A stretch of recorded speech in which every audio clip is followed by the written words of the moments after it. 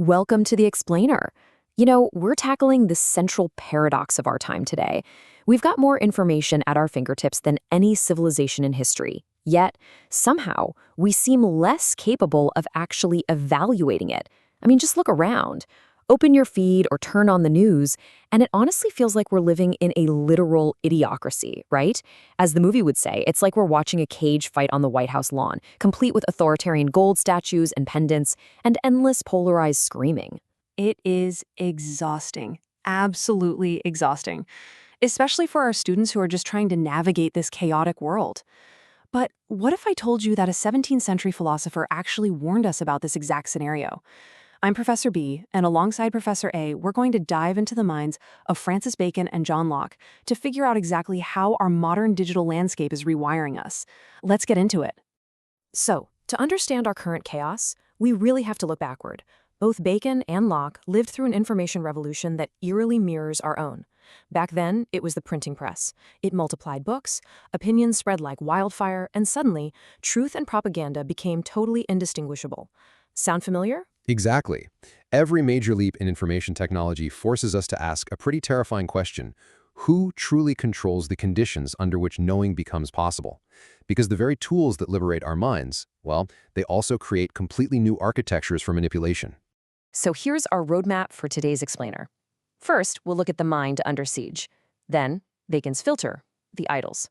Third, Locke's canvas, the slate. Fourth, the algorithmic debate.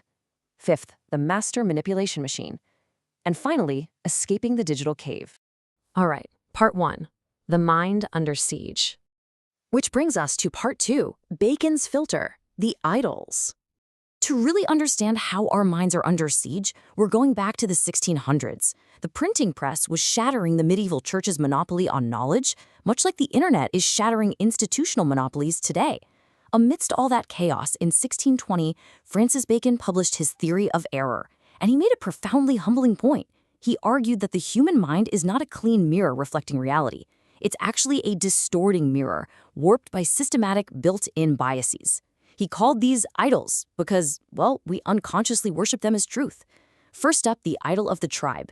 These are errors built into human nature itself, like seeing patterns where none exist or cherry-picking evidence that confirms what we already believe. Right. And second is the idol of the cave. This one represents you, your individual experiences, your upbringing, your traumas. You don't just look out of your cave, you look through it. Exactly. Third is the idol of the marketplace.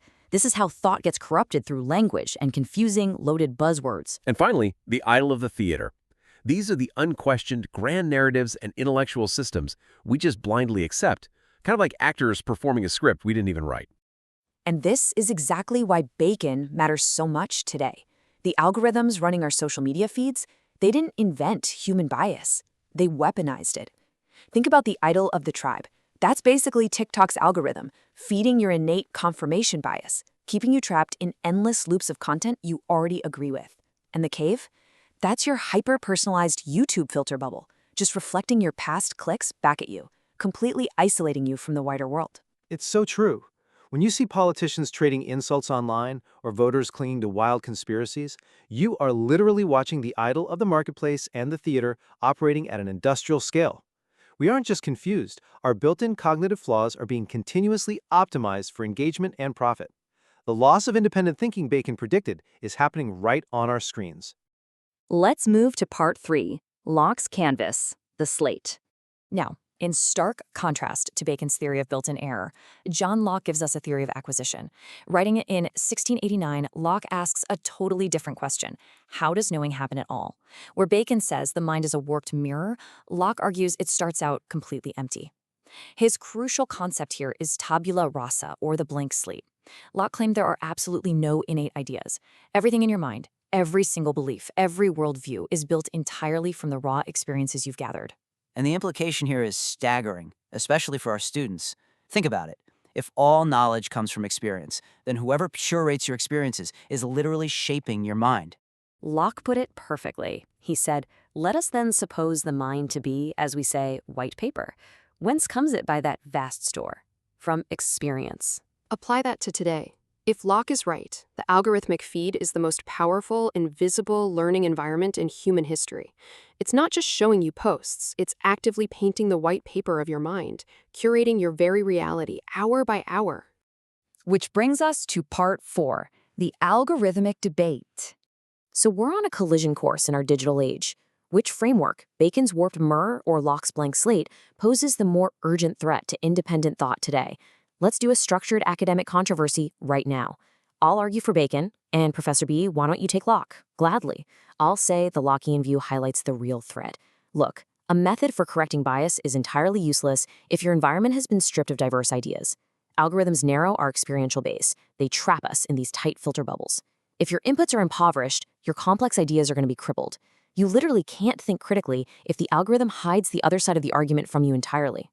Okay, I see that, but I'll counter with the Baconian view. Algorithms are dangerous precisely because we are naturally tribal. We inherently jump to conclusions, and we crave emotional validation. Even if you give people perfectly accurate, beautifully diverse data, they're going to systematically distort it anyway. We are the problem, and algorithms just hand us a megaphone. But consider Locke's echo chambers. By curating a custom reality for every single user, the algorithm systematically eliminates epistemic friction.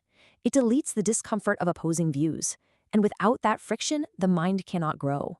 It's absolute epistemic starvation. And yet, consider Bacon's idol of the marketplace.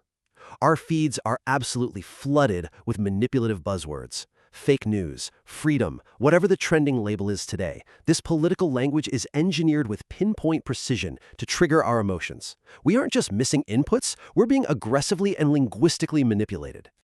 All right, let's look at part 5, the master manipulation machine.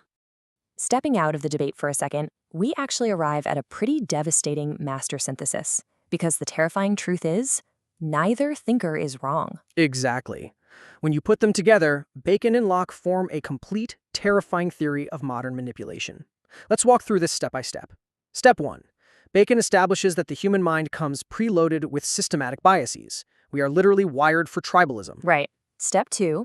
Locke establishes that the content of our thoughts is built entirely from the experiences we receive. Then step 3. Algorithms now control the vast majority of those experiences. They control the locking in inputs. Which leads to step 4. By controlling the inputs fed to a naturally biased mind, the algorithm achieves near total epistemic control. It serves you only the experiences that will perfectly trigger your specific Baconian biases. It is the ultimate manipulation machine. Which leads us to part 6, escaping the digital cave. So how do our students, or honestly, any of us, survive this? We have to deliberately populate our minds with resistant, challenging experiences before the algorithm has a chance to narrow us. We need a concrete defense manual. And this is where the classical trivium comes in. Now, this isn't just old school, dusty academic stuff. This is modern cognitive architecture. Grammar becomes your defense against the marketplace. It's media literacy, it's understanding loaded language. Logic is your defense against the theater, identifying fallacies and statistical noise. And rhetoric helps you analyze propaganda and resist emotional manipulation. This is how you actually build armor for your mind. Practically speaking, here is your daily guide. When you consume the news, before you even ask, is this true? I want you to ask Bacon's 4 diagnostic questions. Am I seeing patterns that aren't there? Well, that's the tribe. Is my specific background distorting this? That's your cave. Are buzzwords confusing the actual issue? The marketplace. Am I blindly accepting a narrative just because my political side said it? That's the theater. You've got to make these 4 questions your mental firewall every single time you open a news app. Furthermore, you absolutely must embrace the iron rule of dialectical education. You have not truly understood an issue until you can state the opposing position so accurately that its best defender says, yes, that is exactly what I believe. If you can't do that, you're still trapped in your cave. You have to step outside your own ideology and intentionally seek out that epistemic friction. And finally, the number 15. What does this actually mean? Well, it represents a 15-minute daily reading practice. You need to spend 15 minutes every single day reading difficult, challenging, historically significant texts. Why? Because algorithms optimize away difficulty. They want you comfortable and endlessly scrolling. But by intentionally reading challenging texts, you're actively building intellectual resistance. You're feeding your Lockean slate with the rich, dense inputs that the algorithm naturally refuses to give you. Which brings us to our final Socratic challenge for this explainer. The examined mind is not a natural state. It is an achievement. The algorithm will shape your mind. The only question is, have you practiced enough epistemic humility and furnished your mind with enough resistant, challenging material to shape the algorithm back? Thank you for exploring with us today. Now go challenge your own cave